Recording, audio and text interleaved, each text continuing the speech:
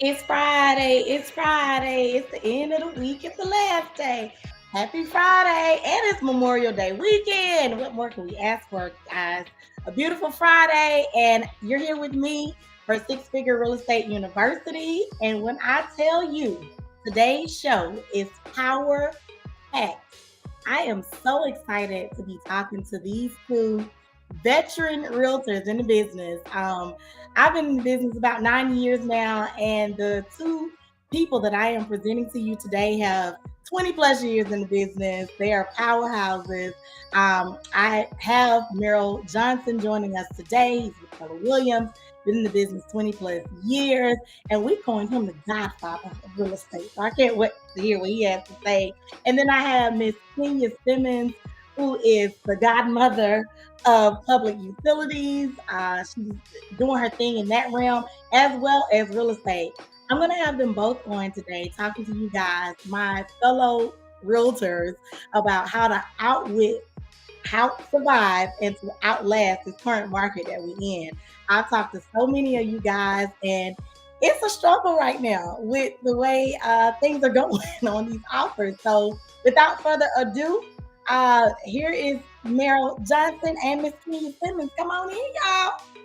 Hey, Hey, happy Friday. how y'all Happy doing? Friday, everybody. Happy Friday. When I tell you my cheeks hurt from smiling so much, I'm so excited to have you on. Two powerhouses in real estate. Um, Kenya is a new friend. Merrill, I've been knowing for since my tenure. Started at Keller Williams. So just so excited to have you both on. So Kenya, let's start with you. Like let the people know who you are. Just let's get right to it. How did you get started in real estate? How long has it been? And introduce us. Well, my name is Kenya Simmons. I have a real estate company, and it's called, ironically, Kenya Simmons Real I Estate. know that's right. But I also work alongside and with Southside Realtors out of Henry County, Georgia. So the South and East Side is kind of my territory. Although I grew up in the ATL and born and raised, I kind of claim the East Side and the South Side of Atlanta as my territory. ATL. Yeah, so I came into real estate in 2004, right before that wonderful recession we had in 2008. um, my first year or so, I kind of came out the gate as a top producer. So that was a blessing. I had some really great mentors. Marcus Butts was my broker at that time. Brenda Waldrop was a seasoned agent at that time that kind of took me under her wings and showed me the ropes while I was successful in my other business. Real estate was something I always wanted to do because I've just always been intrigued with real estate, how it works, the fact that my granddad used to instill in us you can never go wrong with investing in real estate. So No, that's right. I took heed to that, and he was not wrong. It, I it, know, I know that's right. Well, it is thank you a so great much. outlet for building your wealth portfolio. Oh my gosh, the best Yes. outlet. Now, now, Meryl, tell us a little bit about how you got started in this business and who you started with and how you got going with things. Well, first of all, thank you for inviting me to speak. I started in real estate. My real estate license is dated October 18, 2001. Okay. So I got my license and was studying during the September 11th crisis. Wow.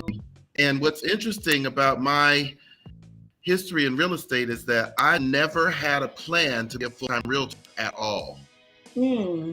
So I completely was planning to do side and never ever saw myself as being a full-time realtor. But when I was studying after September 11th, and the world was completely upside down when that happened, if you can recall, it was very similar to how it is now in many ways. People were out of work, things were very uncertain. It was really weird. October 1st, I lost my corporate job Oh no. in the middle of a divorce. So So, Rains it pours, huh?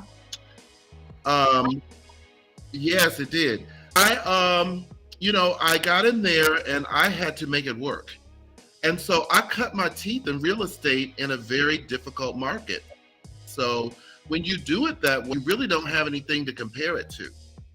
Yeah, so you started out and it was hard. And Kenya, it sounds like it became hard for you really quickly Yeah. with coming in right at 2004 and then Yes. 4 years of goodness and then boom, It it was shut down. interesting. Yeah, it Yeah, was I'm, very I'm curious to hear, Kenya, how did you navigate that market? If you pick up where Merrill left off, where the market kind of shut down and crashed, like what was the thing that kept you afloat? I know you have another business that's truly interesting. successful, but how did you manage to stay afloat in real estate at that So time? let's talk about the other business during that time. So the other business that I've been in for over 31 to years is water utilities, which is a construction-based industry, and we do infrastructure, water utilities, and most of our work, probably at that time, 95% was probably procurement work, and Okay. then the other percentage was private sector. So when the recession hit, it affected us because it affected developers.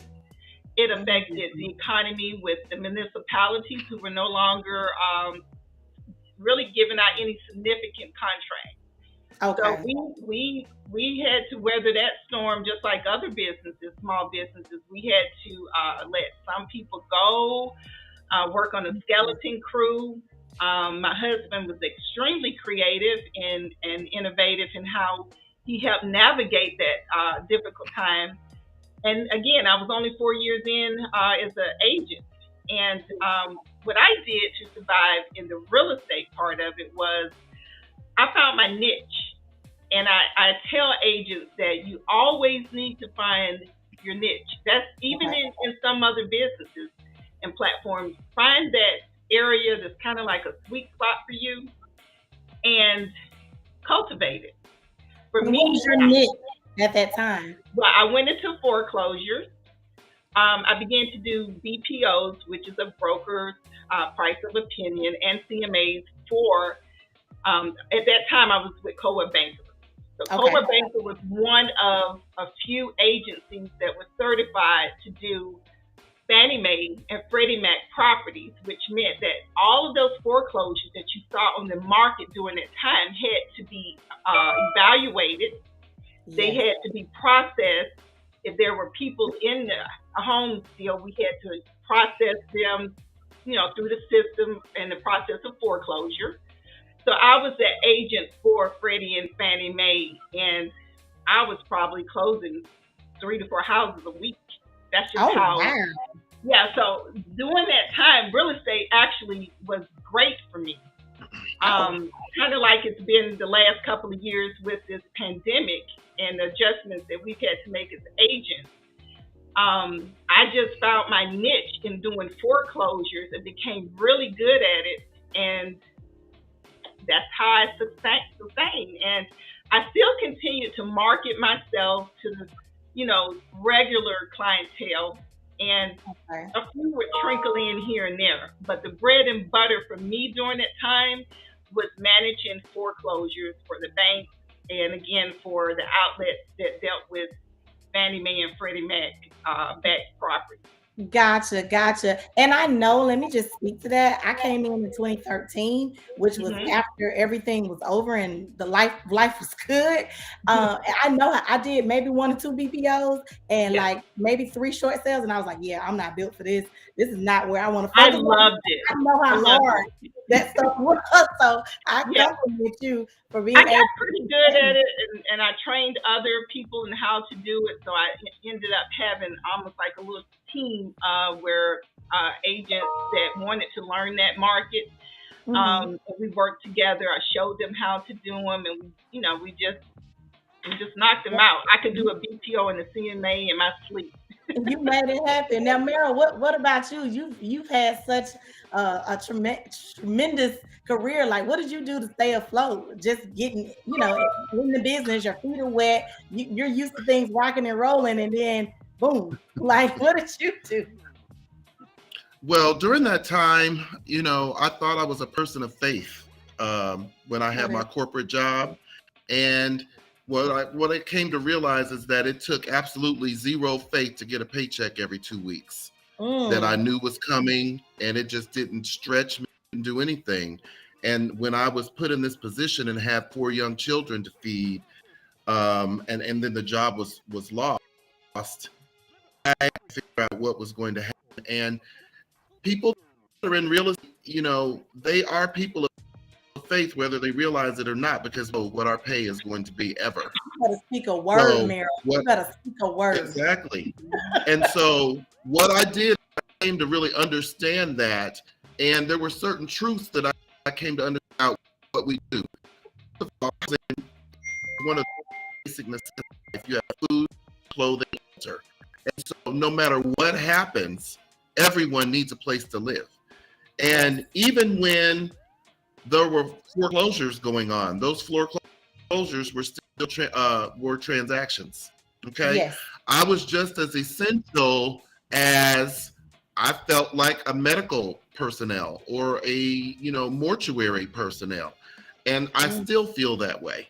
And mhm. so once I settled that in my brain, I may not know what my pay is going to be. I just know that it's going to be. I know that's And right. so once I settled that, when other people were panicking and leaving the industry and fleeing, what I came to realize is that fear had gripped those people and caused them to go seek employment. And when they did, I reached out to many of them and sought out to have them transfer their databases over to me. Because if you're going to be Mm, in a job not selling real, how about you introduce your clients to me and I will give you a referral that we do.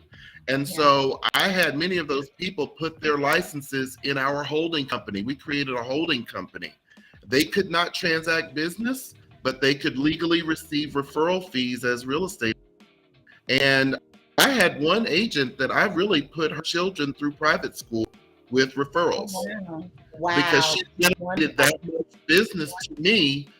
And so she was able to stay home with her children during that time. So Wow. I feel the same way about this time. And during COVID, now I was devastated for about 2 months outside. I was afraid, just like everybody else. Hmm. And at a certain point, spending all of my money on expenses. And I said, I've got to get out here. And once I educated myself about COVID and how to protect myself, I then went back to work. I know that's right. I know that's So right. I just think that's just kind of that's kind of how I operate, period. And one key thing that I think everyone needs to do, especially I think we need to do it all the time, is we Mhm. need to eliminate debt. And so Yeah. initially I had a lot of debt, and Mhm. so I don't carry any debt at all. No car payments, no bills, nothing. That is So so it really doesn't matter. Yep. It does. I had to work to get to that place. Yeah. yes.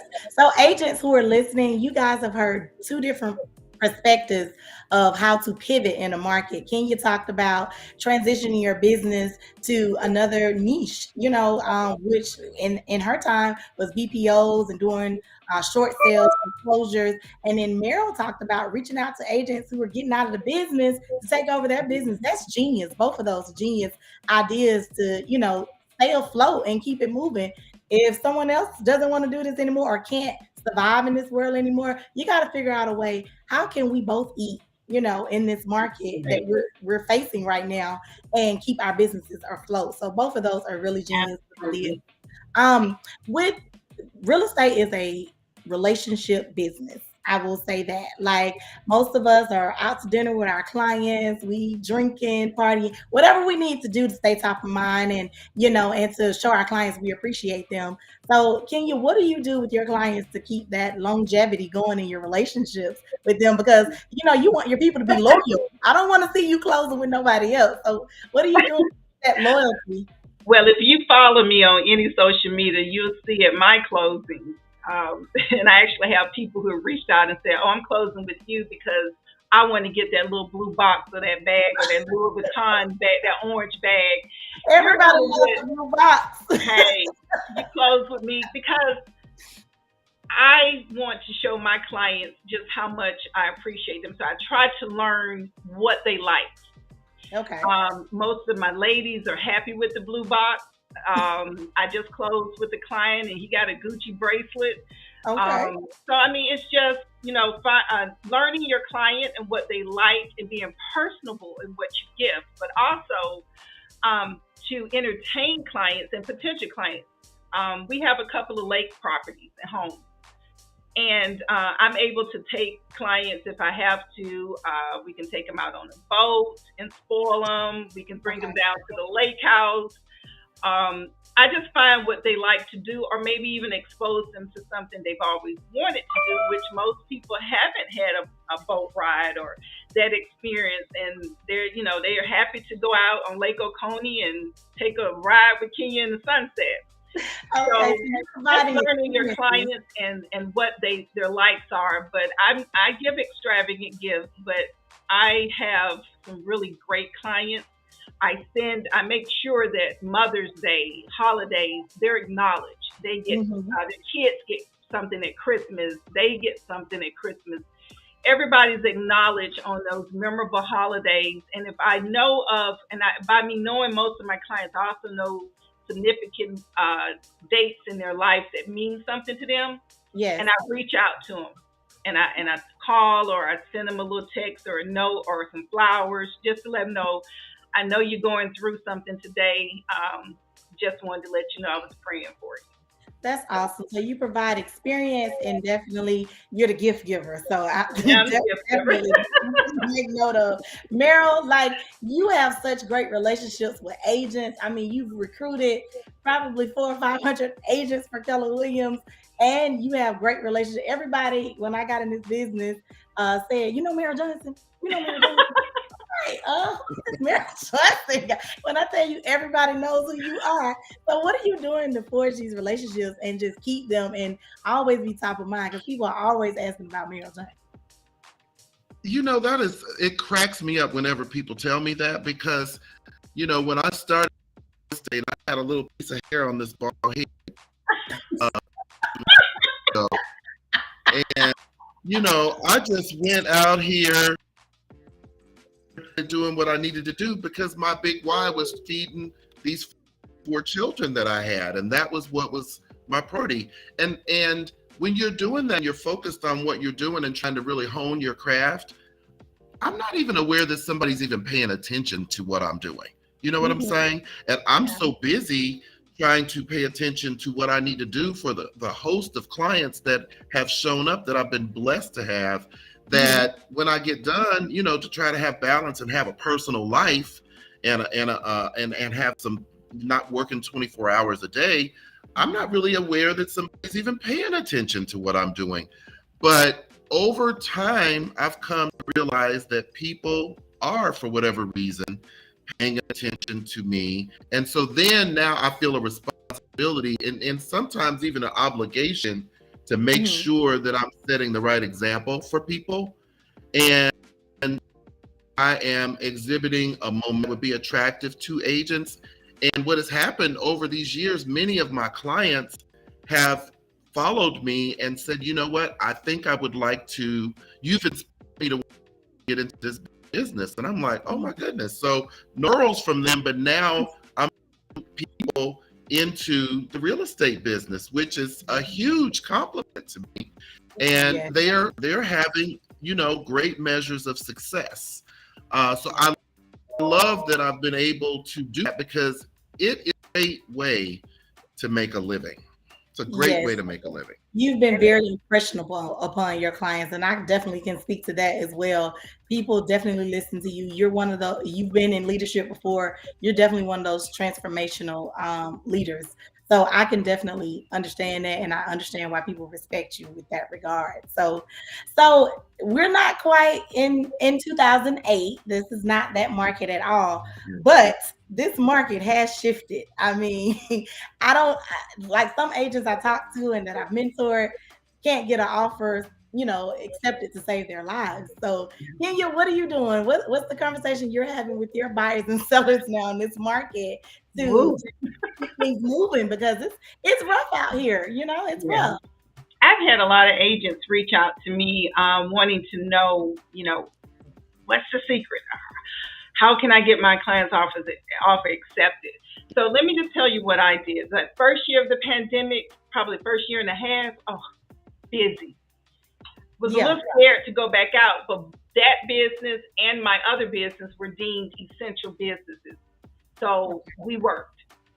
And I did just like Merrill did. I prepared myself, I educated myself, I made sure I was protected, and I changed up how I did real estate business, showing.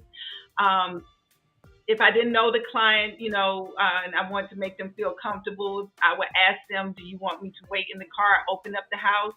I can wait here in the car for you and then let you look. If you have questions, you just come back. We talk about it over the phone. It was a little weird because I like to be personable, but some clients felt so good that they had that option. But as far as the offers go, the first year and a half, I did stay out there in the market. But the second half here, I got a little smart because Okay. I'm gearing towards retirement anyway. Oh, yes, So retirement. I got a little smart. So what I did is I started doing referrals. I started referring a lot of my clients to agents that they work just like I do, so I trust them. Okay. And if the client was willing to work with another agent that I was referring them to, then great. And that's what I did. So a lot of my business or income from real estate the last year probably came from referrals. Okay. But as far as offers, it was challenging. I remember, Merrill, I don't know if you experienced this, but I remember showing a house out in Jonesboro. It was just a 4-bedroom, 2.5-bath house, Mhm. split level, built back in 1970. Probably would have sold 3 or 4 years ago for maybe 150. Was on the market for 200 and some change. Mm. Well, took my client, had an appointment now, took my client to see the house. The line to get in the house was wrapped around the street to the next side of the subdivision. Sounds And about they right. had the police directing traffic. My client looks at me like, this is crazy. I'll never get this house. Look at all these people.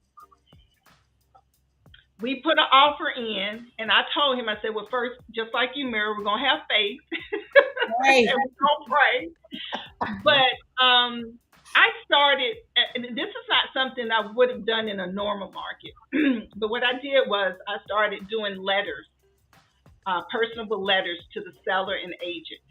I also made sure that when I submitted my offer, instead of just submitting it and sending an email or text, I submitted an offer on your property. Mm-hmm. I called the agent and I had a conversation. I wanted to stand out. I wanted my client's offer to stand out. So they would do a letter as to why they felt they should be considered to purchase this home and what it would mean to them and their family. It helped sometimes and sometimes it didn't. In this case, it actually helped. Okay. So, that's one of the things I did to get my clients' offers accepted. Another thing was to, we were getting outbid a lot by cash offers and people that were willing to go 50. We even had someone that went 100,000 above list price on a home. Wow, that is They crazy. waived the appraisal. They waived all the contingencies that I used to protect my client. And my client was like, how can I compete against that? But we really want this property. And the only thing I could think of to do was to reach out to the agent and say, hey, this is the situation. This home would be perfect. We've been looking for months. Do you think we stand a chance? And she was very honest and said, well, you up against a cash offer, 100K above. However, that particular incident was the seller was very emotionally tied to their property. Mm. Mm. And it was a specific property because it was a farm. And the agent, I wrote the letter, had my client write the letter to the seller on why this house would mean so much to them. They actually chose their offer. They changed some things in the contract, Yay. but they Good. chose their offer because the family that was purchasing it was purchasing the home because they had horses, but they had one in particular that was for their daughter who was special needs, and she used the Oh. horse for therapy. And when we put that in that letter to that seller, that was it. That's the agent Oh. said that was it. She said she didn't care about the money. Now That's you're awesome. not going to find that often, but No, you're not. Not in yeah, this market. Not in yeah, this but market at writing all. letters, being more personable, and getting to having a conversation with the agent, just seeing what the needs of the seller is, so that you can write your best offer. And I also explain to my clients, because I've always done the buyer consultation. That's important, so that they'll know what to expect throughout the buying process. In that process, I kind of tweaked it to the market we're in and let them know, be realistic in your expectations. This Mm. is not HGTV where you're going to go, we see a house, you put in an offer, and it's yours. You Yeah. got to put in the work and be willing to be patient and understanding and flexible in this market. Amen to flexibility. Mr. Johnson, now I know you've been selling some houses in the market. So what is the trick? What is the Well, magic that you're doing on these clients to get these offers accepted? okay. Like real quick, because we gotta wrap it up shortly. It's so much good information, but what I'm do going you to be do? real quick. I'm going to be real quick. First of all, I spend a good amount of time educating these buyers about what the market is. Some of my most difficult transactions are with repeat customers that had a transaction prior. So if Mm. they had something 8 years ago, it was nothing like this. And I have to really bring them in. And so I've been very good about working with my lenders and myself to find out what their strengths are. Maybe you Right. have to do an FHA loan. However, maybe you can put down high earnest money. Can we call the inspector and schedule our home inspection, even though we haven't secured the deal yet? And if we don't get it, we can cancel them tomorrow. But let's go ahead so that we can shave off that time. Can we collect every document and submit those documents to the lender before we start looking? Can we do that? So Yes. whatever things that we can control, I do control. If we can do large earnest money, I do that. If we can cut down time, I do that. If we can give post-closing occupancy with protection, I do that. Whatever I can do to make your offer be strong with escalation clauses, if we've got to do Yes. appraisal maps within reason, I do those things so that we can win. And I'm going to tell you something, people. Relationships with your industry peers are Oh, priceless because it is. people want to do a transaction with me. And Yes. there are some that I know I've gotten just because they told me Yes. that that's why they wanted to do. And maybe we didn't even have the best offer. Yes. Agents And who I are do the same listening, thing with huh?